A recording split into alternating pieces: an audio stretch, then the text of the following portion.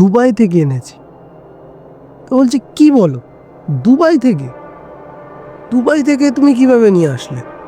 বলছে কেন, আমি কেন আনবো, আমার জিন রয়েছে তো, সাকিব রয়েছে, সাকিবকে বললাম, ও এনে দিল। তুই তো শুনেছিস গন্ধটা কেমন, তোর ভাবিকেও একটা এনে দিয়েছে। আর এত কষ্ট আমি কেন করব, সাকিবই যাই, ওই এনে দেয়।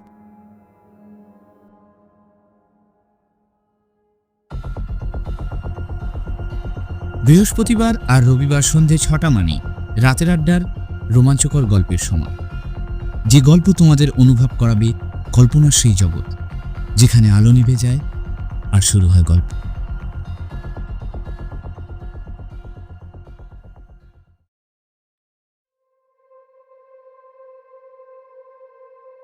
শুভ সন্ধ্যা বন্ধুরা, সকলকে জানাই রাতের আড্ডা ইউটিউব চ্যানেলে স্বাগত।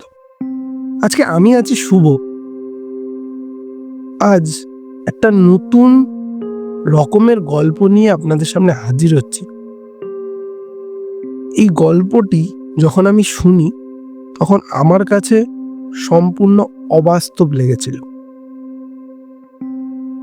কিন্তু তারপরে সেটা মনে হয়েছে যে কোনো না কোনো বাস্তবতা এর ভিতরে রয়েছে। আমার এক বন্ধুর সাথে হঠাৎ রাস্তায় দেখা হয়। তো ও দেখা হয়েছে, মানে বলতে পারো যে ও ডাক দিয়েছে। আমি রাস্তায় দাঁড়াই। অনেকদিন পরে যদি বন্ধুদের সাথে দেখা হয় তো অনেক গল্প থাকে। ও আমাকে বলল যে ভাই কেমন আছিস? আমি বললাম ভালো, তুই কেমন আছিস? অনেকদিন পরে দেখলাম। ও যে হ্যাঁ ভাই, আর বলিস না, কাজের যা চাপ, এই বেরিয়েছি মার্কেটে কিছু জিনিস কিনতে হবে স্টোরের জন্য। আমি বললাম আচ্ছা, তাহলে এখন তাহলে কাজবাজ চলছে? ও বলছে হ্যাঁ রে ভাই, একটু সময় পাচ্ছি না। তা তুই কি করছিস, ছবি টবি আঁকছিস?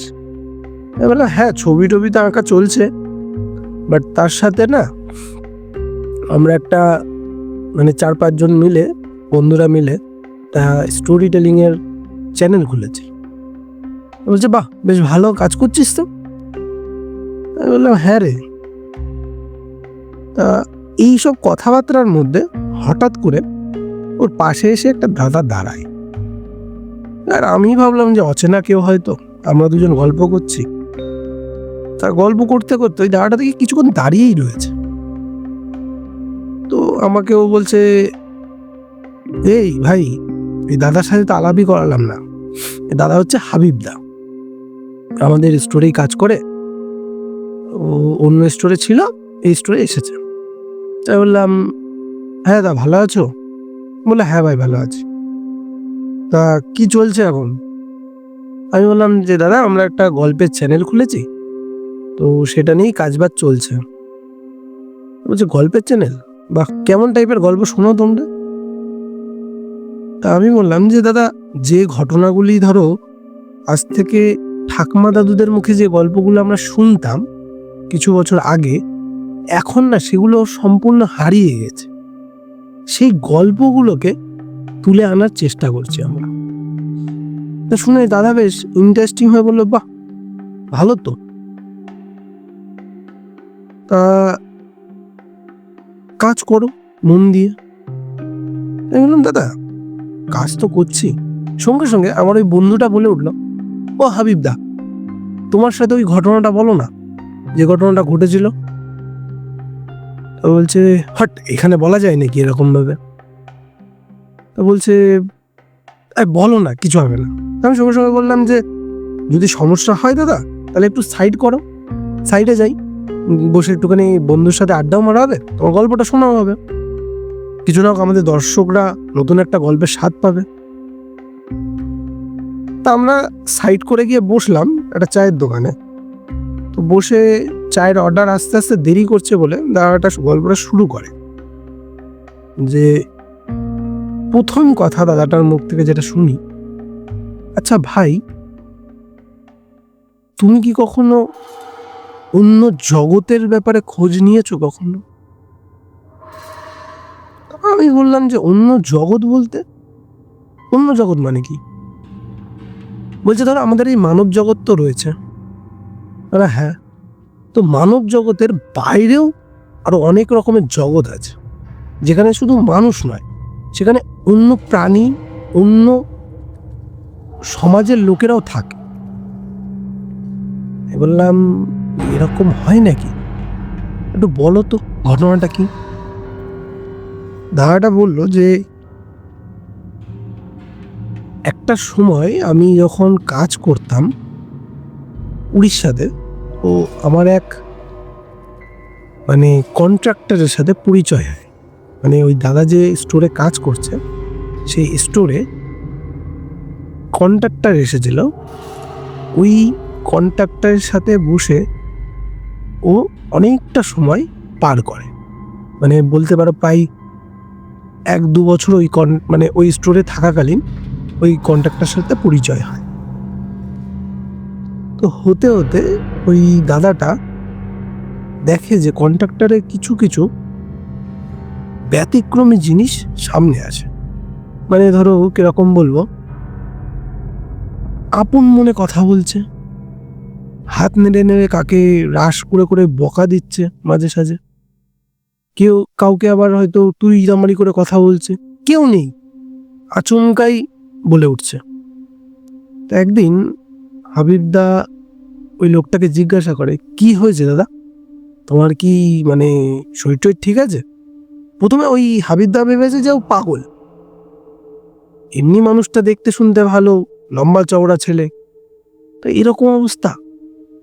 তা বলছে যে না ভাই, আমি একটুখানি চাপের মধ্যে আছি, কিছু কিছু আছে না, কথা শোনে না লোকজন। তো বলছে কে কথা শোনে না? আমি কিন্তু বলছি তুমি যে ওই হাত নেড়ে নেড়ে কথা বলো তার কথা। বলছে ও ওটা কিছু না, ওটা নিয়ে তুমি ভেবো না, এমনি এই দেখো না কন্ট্রাক্টর লাইনে তো জানোই তো, লোকজন কথাবার্তা শোনে না, এই নিয়ে একটুখানি চাপে রয়েছে। তা বলছে না দাদা, তোমার কি হয়েছে বলো তো? তুমি একা একা আপন মনে নিজের মতো বকো, কাকে রাশ দেখাও, আঙুল তুলে তুলে কাকে গালাগালি করো, এটা কি? তোর বুঝতে হবে না ভাই, নাইটে কাজ করি তো, তোরও তো বুঝতে হবে না। হ্যাঁ, একদিন হাবিবদা ওই স্টোরে বসে নাইটে কাজ করছে। কাজ করাকালীন হাবিবদা বলছে যে হঠাৎ করে আমি দেখছি যে কিছু যেন আমার সামনে থেকে ছোড়াছুড়ি হচ্ছে। কোনো একটা জিনিস সামনে থেকে যদি কেউ ছুঁড়ে মারে, সেরকম থ্রো কাজ হচ্ছে। হঠাৎ করে বাইরে খুব চিৎকারের আওয়াজ পেলাম। তা আমি সঙ্গে সঙ্গে বাইরে যাই। বাইরে গিয়ে দেখি যে কেউ কোথাও নেই। আর আমি দেখলাম যে আজকে তো উপরের ফ্লোরে ওই প্লাই তোলার কাজ ছিল।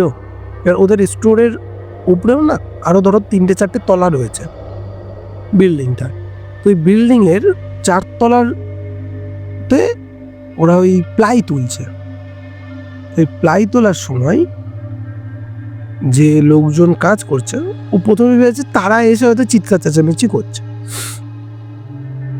এবার এদিক ওদিকে ঘুরে টুরে ও এসেছে, এসে দেখে কেউ নেই। ও আবার স্টোরের ভিতরে এসেছে, এসে বসে রয়েছে। কিছুক্ষণ পর ওই লোকটা এসে হাবিবকে ডাক দিয়েছে, যে হাবিব চল দেখি ওপরে তুলতে হবে মালগুলো, কেউ তো আজকে আসেনি, তুই ওপরে গিয়ে একটু দাঁড়া, আর আমি নিচে থেকে পাঠিয়ে দিচ্ছি, তুই শুধু ওই ক্রেন দিয়ে তুলে নিবি। ওই লোকটা নিচে, আর হাবিবদা ওই 4 তলার উপরে, রাতের বেলা কেউ নেই। আর হাবিবদা যখন ওই সুইচ দিয়ে দিয়ে মালগুলোকে তুলছে, প্লাইগুলো যখন উঠছে, ওর একটা আওয়াজ হয়, ক্যাচ কুচ আওয়াজ হয়। তা ও ওই আওয়াজগুলো না হঠাৎ করে পাচ্ছে না। কোনোভাবেই পাচ্ছে না। এবার নিচে থেকে যখন ওই লোকটা ডাক দিয়েছে, কিরে হাবিব, মালগুলো ধরলি, এসব কিচ্ছু শুনতে পাচ্ছে না। কি হচ্ছে ও ঠিক বুঝে উঠতে পারছে না।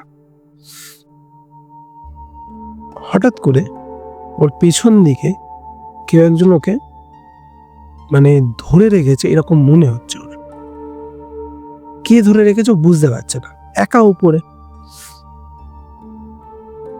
ও ওখান থেকে নিচে আসে।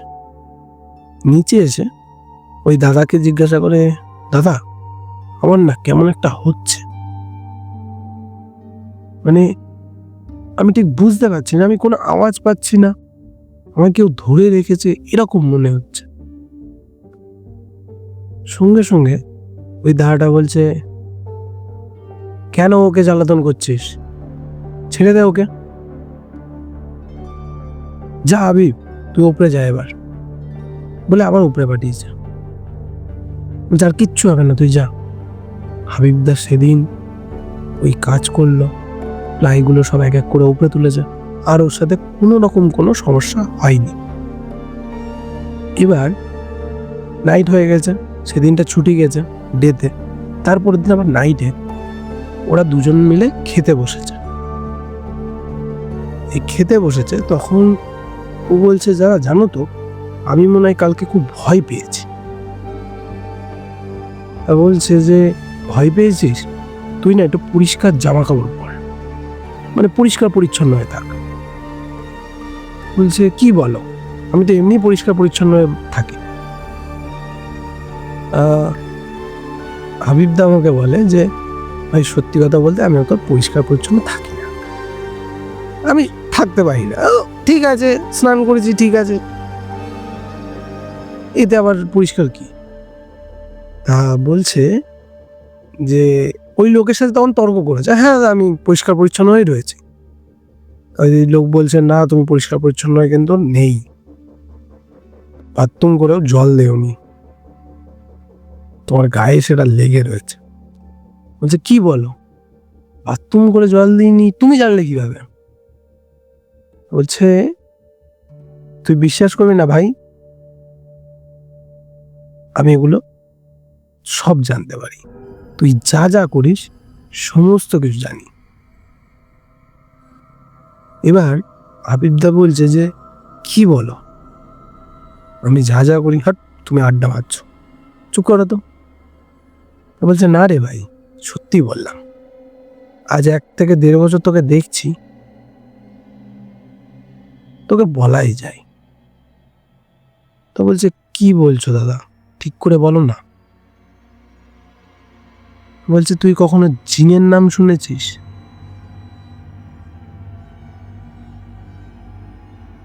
এই জিন আমার কাছে আছে, আর এই কথা তুই খবরদার কাউকে বলবি না, কাউকে বলবি না।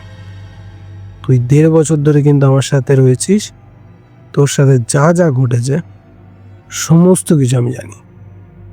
তুই যে ভয় পেয়েছিস সেটাও আমি তোকে বলছি, তুই ভয়টা গায়ের থেকে ঝেড়ে ফেল, ভয়ের কিছু নেই, যে আছে সে ভালো। আর এই কথা যেন খবরদার বাইরে না যায়, তাহলে কিন্তু খুব খারাপ হয়ে যাবে। হাবিবদা বলছে, কি বলো দাদা, তোমার কাছে জিন আছে? তাহলে প্রমাণ দাও। বলছে যে, প্রমাণ? কি প্রমাণ চাইছিস? কি প্রমাণ দিলে তুই বিশ্বাস করবি? তা বলছে যে, আচ্ছা ঠিক আছে, তুমি তাহলে একটা কাজ করো, আমি একজনের সাথে যদি কথা বলি, সে কোথায় আছে আর কি করছে আমাকে বলো। তখন হাবিবদা বলছে যে, ভাই বিশ্বাস করবে না, আমি সঙ্গে সঙ্গে আমার গার্লফ্রেন্ডকে ফোন করি, ফোন করে আগে জিজ্ঞাসা করি তুমি কোথায় আছো, কি করছো। আমার গার্লফ্রেন্ড আমাকে বলল যে আমি এখন ঘরে মাসির বাড়ি এসেছি, আমি খাটে বসে আছি। এই শুনে হাবিবদা ফোনটা ধরে রাখে, ধরে রেখে ওই দাদাকে বলে, না দাদা আমার কাজ হয়ে গেছে, তুমি এবার বলো, আর তোমার কাজ দেখাও। তা বলছে 2 মিনিট অপেক্ষা কর, আমি এক্ষুনি তোকে জানাচ্ছি, এক্ষুনি আমি তোকে জানাচ্ছি। হাবিবদার ওই দাদাটা 2 মিনিট বসে ওই লোকটা বলতে থাকে, ভাই ও এখন মাসির বাড়ি আছে, ঘরের মধ্যে আরো ভাত রান্না করছে। সঙ্গে সঙ্গে হাবিবদা বলছে, অসম্ভব অসম্ভব, ও ঘরে বসে আছে। হাবিবদার কিন্তু আর কিছু মাথায় মানে খেলাতেই পারিনি যে আর যেগুলো বলেছে ও ঠিক বলেছে না ভুল বলেছে। ও ডাইরেক্ট বলেছে তোমার হয়নি, কারণ ও বলেছে ভাত রান্না করছে, আর ও শুনেছে কোথায়, ঘরের ভিতর বসে আছে। সঙ্গে সঙ্গে বলছে তুমি ফোন করে জিজ্ঞাসা করো, বলছে ও লাইনেই আছে, বলছে তুমি ফোনটা কেটে দিয়ে ওকে ফোন করো, কেটে দিয়ে ওকে ফোন করো, ও বলবে। হাবিবদা কেটে দিয়ে আবার ও গার্লফ্রেন্ডকে ফোন করে জিজ্ঞাসা করে, তুমি এক্ষুনি কোথায় গেছিলে? বলছে আরে আর বলো না, মাসি ওপাশ দিয়ে চেঁচিয়ে বললো যে ভাতটা একটু দেখ না। আমি ভাতটা উবুর দিতে গেছিলাম। কেন, কি হয়েছে? বলছে ঠিক আছে একটু ধরো, পরে কথা বলছি। সঙ্গে সঙ্গে থতমত খেয়ে বসে পড়ে, বলছে কি বলো, কিভাবে সম্ভব, তুমি কে? বলছে আমি কেউ না, তোকে যে বললাম আমার কাছে জিন আছে, সেই আমাকে খবরগুলো দেয়। বলছে কি বলো, সত্যি দাদা তোমার কাছে জিন আছে? এটা হতেই পারে না। বলছে হ্যাঁ এটা হতে পারে। আচ্ছা এবার তুই দেখ, ওকে জিজ্ঞাসা করে এতক্ষণ যে আমরা কথা বলছিলাম ওগুলো তোর গার্লফ্রেন্ড শুনতে পেয়েছে কিনা। সঙ্গে সঙ্গে হাবিবদার কাছে তো ফোনটা ধরাই ছিল, সঙ্গে সঙ্গে কানে নিয়ে বলল যে এই তুমি শুনতে পেয়েছো, তুমি শুনতে পেয়েছো কিছু? ওপাশ দিয়েও কোনো আওয়াজ নেই, এপাশ দিয়েও কোনো আওয়াজ নেই। সঙ্গে সঙ্গে ওই লোকটা বলছে কেটে দে, কেটে দিয়ে কল কর। সঙ্গে সঙ্গে ও কেটে দেয়, কেটে দিয়ে আবার কল করে। সঙ্গে সঙ্গে ওপাশ থেকে ওর যে গার্লফ্রেন্ড ছিল সে ফোন ধরে বলছে কি গো, একটু করে কথা বলছো, তারপরে কোনো কথা নেই, আবার কেটে দিয়ে আবার কল করছো, তুমি বলো তুমি ব্যস্ত থাকলে আমি পরে তোমাকে কল করছি। তো বলছে তুমি এর মধ্যে যে আমি 2বার ফোন কেটেছি, 3বার ফোন করলাম, তুমি কোনো কিচ্ছু শুনতে পাওনি? বলছে না তো, মিউট ছিল তো। আমি ভাবলাম হয়তো তুমি কাজ করছো আর বারবার ফোন কেটে দিচ্ছ, তুমি কথাও বলছো না। বলছি ঠিক আছে ঠিক আছে আমি রাখছি বলে ওর রেখে দেয়। এবার হাবিবদা বলছে ব্যাপারটা কি, খুলে বলো।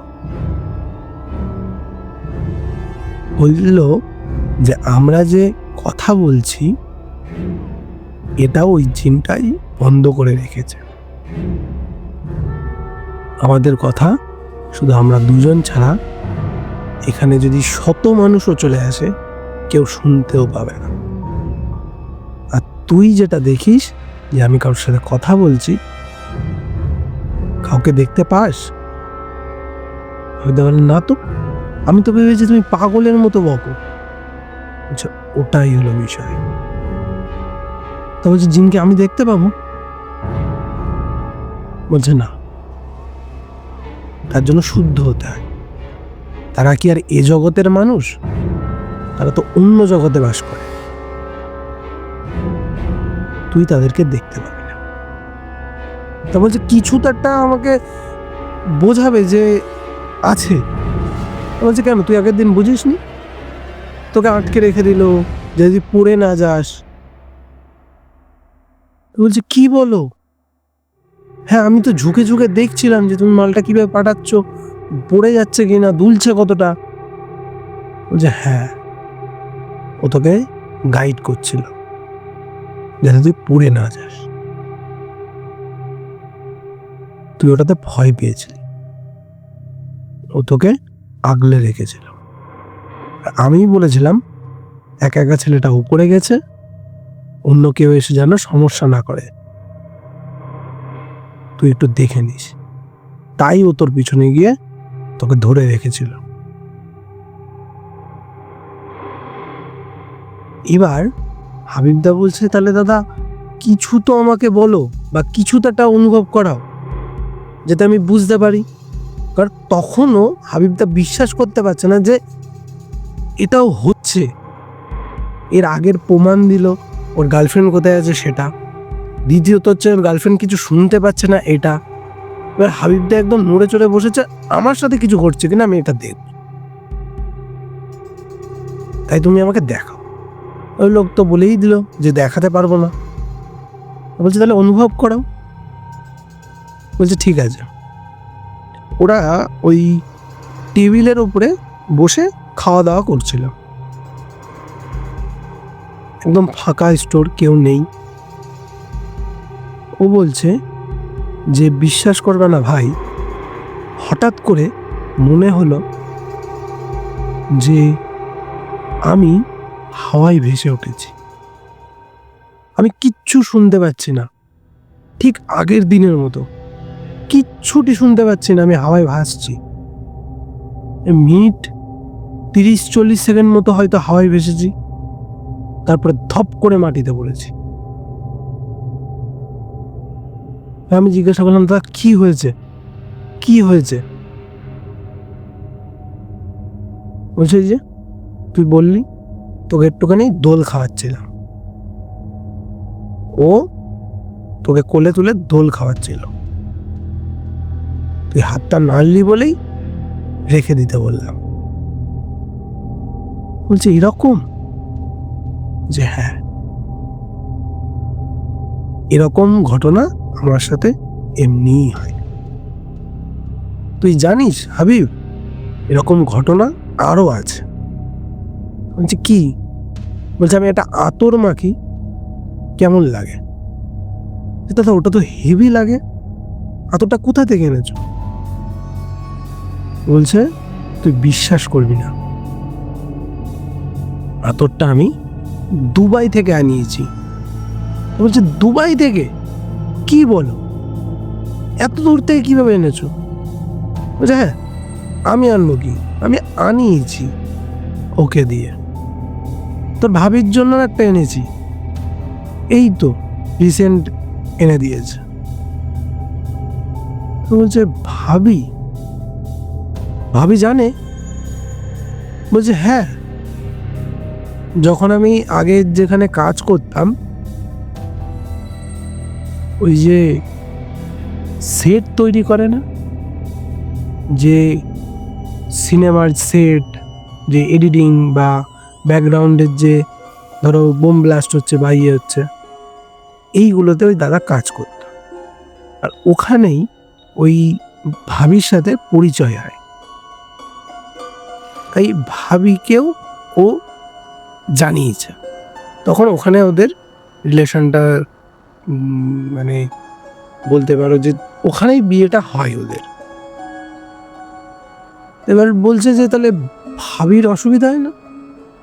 বলছে ভাবি জানে তো, দেখবি আর একটা প্রমাণ দেবো তোকে। বলছে কি? সঙ্গে সঙ্গে ফোন করেছে, ওই ভাবিকে ফোন করেছে, ফোন করে জিজ্ঞাসা করে যে কি গো তুমি কি করছো? বলছে এই যে স্যাররা ছিল, ওদের জন্য রান্না করেছিলাম, তাই দিচ্ছি। তা বলছে আচ্ছা, তুমি ওড়নাটা কেন নাওনি? বলছে ওর না। ও তোমাকে তাহলে নিশ্চয়ই সাকিব বলেছে না? বলছে হ্যাঁ, এই সাকিবটা না খুব বদমাইশ হয়েছে। ও আছে তোমার কাছে? বলছে হ্যাঁ আছে। যে ওকে এসব দেখতে বারণ করো তো, যা কিছু করি তোমার কাছে খবর দেয়। ঠিক আছে, আমি অন্যটা নিয়ে নিচ্ছি বলে ফোনটা রেখে দেয়। এবার হাবিবদারে জিজ্ঞাসা করে, কি বুঝলি? এবার বিশ্বাস হলো তো? তোর ভাবি এখন কোথায় থাকে জানিস? যে কোথায়? গোয়াতে। তোর ভাবি এখন বর্তমানে গোয়াতে আছে।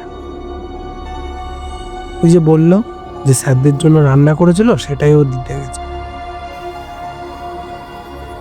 তা বলছে এই সাকিব, এর বয়স কত হবে? এই জিনের বয়স কত? বলছে ও বেশি দিন না, ও 300 বছর। বলছে হ্যাঁ 300 বছর? কি বলো? তো আমার দাদুর খবরে জানবে? যে হ্যাঁ, তো দাদুর খবর জানবে। 300 বছর আগের ও ঘটনা তোকে বলতে পারবে, কারণ 300 বছর বয়স। বলছে তোমার জিনের বয়স 300 বছর হয়? বলছে হ্যাঁ ভাই, আমরা মানুষ যেমন, মানে ওদের ভাষায় যে আল্লাহ যেমন ঠিক করেছে আমাদেরকে, তেমন ওদেরকেও তৈরি করেছে। আল্লাহ ওদেরকেও দেখাশুনো করছে, আমাদেরকেও দেখাশুনো করছে। তখন ওই দাদা বলছে যে তাহলে এরা থাকে কোথায়? বলছে যেমন আমাদের এই জগৎ আছে যেখানে আমরা মানুষরা বসবাস করি, সেরকম ওদেরও জগৎ আছে, ওদেরও বাসস্থান রয়েছে। ওরা এখানে আসতে পারে, যেতেও পারে, শুধু আমরা ওদের ওই জায়গায় যেতে পারি না, আসতে পারি না। ওরা বিচরণ করতে পারে।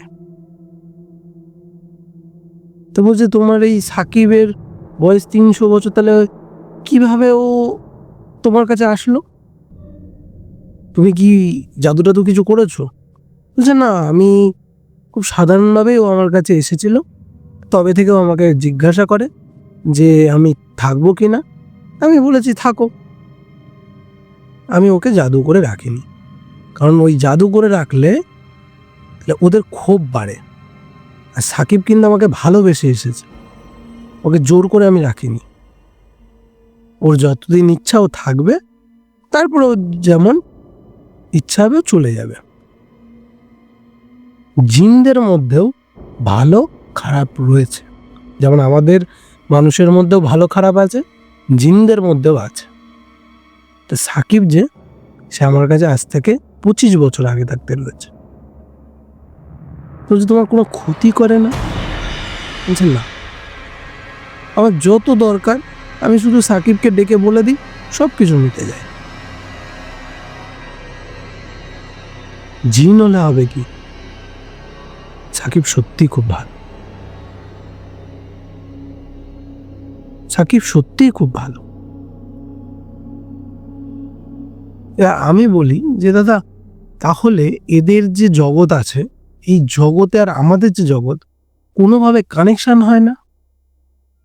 তা বলছেন না, কারণ আমরা মানুষ, সে ক্ষমতা ভগবান দেয়নি, তাই আমরা যেতে পারবো না। কিন্তু ওদের কাছে সেটা আছে। আমাদেরও যেমন পাপ পুণ্যের বিচার হয়, ওদেরও পাপ পুণ্যের বিচার হয়।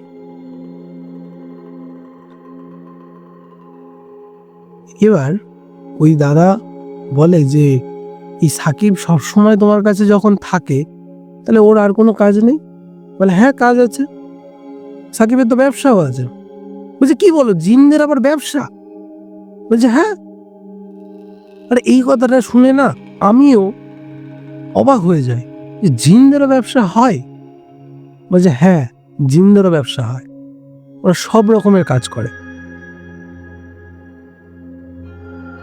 তারপরে দাদা বলে যে ও এখানে একটা হোটেলের ব্যবসা করে, উড়িষ্যাতেই একটা হোটেলের ব্যবসা করে।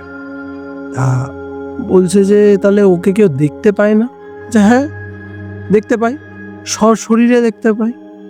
তখন আর জিনের রূপে আসে না, একদম মানুষ তোমার পাশে বসে থাকবে, তুমি বুঝতেও পারবে না। ও ওখানকার মালিক, ও কাজ করে, টাকা পয়সা যেসব হয়। তো বলছি টাকা পয়সা নিয়ে তাহলে কি করে? বলছে টাকা পয়সা নিয়ে গরিবদের দিয়ে দেয়, বিলিয়ে দেয়। ওদের তো টাকা পয়সা নিয়ে কোনো কাজ নেই, ওরা ওই টাকাগুলোকে তুলে গরিবদের মধ্যখানে দিয়ে দেয়। তো এরকম আরো অনেকগুলো জিনের ঘটনা আমাকে জানিয়েছে ওই দাদা। আমি পরবর্তী কোনো এপিসোডে আপনাদেরকে সেই জিনের ঘটনাগুলি বলে শোনাবো। আজকের মতো শুভরাত্রি, দেখা হচ্ছে অন্য কোনো এপিসোডে।